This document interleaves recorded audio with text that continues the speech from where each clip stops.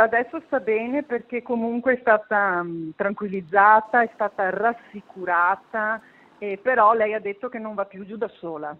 Io sto lavorando da anni per l'autonomia di mia sorella, è stato un traguardo quello di andare giù da sola, prendere il pulmino, aspettarlo e tutto quanto. Adesso da lunedì ritorneremo giù ad accompagnarla perché ha detto che lei da sola non ci va. A parlare è Claudia Peloso, sorella della 52enne disabile insultata e spinta da un gruppetto di studenti a Castelfranco Veneto mentre aspettava il bus nella zona di via Podgora.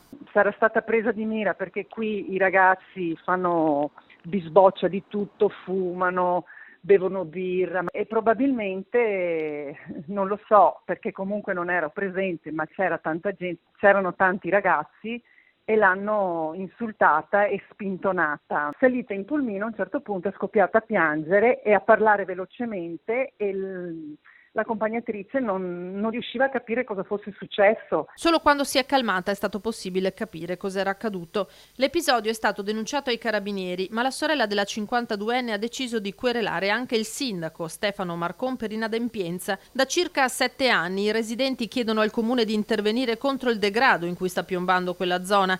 Giovani che bivaccano, sporcano, ci fanno un po' quello che vogliono. Di recente in municipio è stata depositata anche una raccolta firme, ma senza risultati concreti. Con una lettera di accompagnamento abbiamo portato circa 200 firme dove chiedevamo nuovamente, che era già stato richiesto nel 2012, cartelli di divieti con divieto di bivacco, divieto di skateboard, divieto di musica alta e ci ha garantito che entro 15 giorni ci avrebbe messo questi benedetti cartelli, che devono ancora naturalmente essere messi, e basta. E adesso siamo arrivati a questo evento qui, a questa situazione successa ieri e io ho detto adesso basta e sono andata a denunciare il sindaco per inadempienza perché lui non sa la situazione del suo territorio.